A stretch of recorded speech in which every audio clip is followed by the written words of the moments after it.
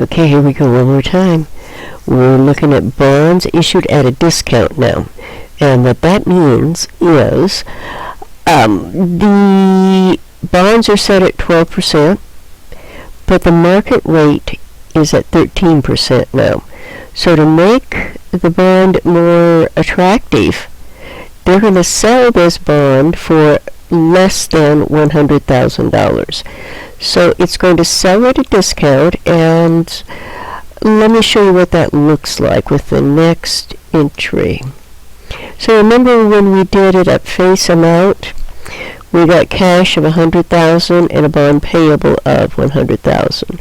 Well, now these are selling at a discount, which means we're going to get less money.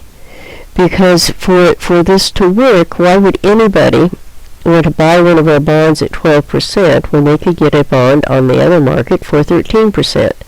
So we kind of make a difference up and say, well, if this were returning 13%, this is the amount of interest you would receive on top of the interest that's already built in at 12.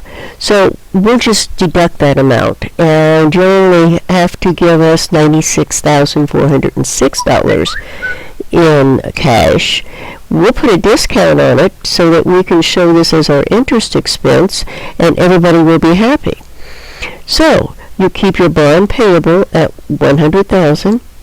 You're going to record the cash that you receive, and the difference between these two becomes the discount. So now, how do you show that? Now, you know, as in accounting, always you've got to match expenses. So I can't just say, well, that's $3,500 worth of interest expense and do it all as a lump sum.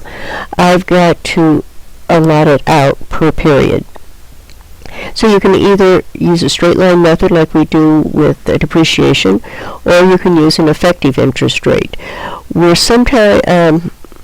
going to mainly deal with the straight line method right now, but be aware there is a different way of doing this. So the final, here you go.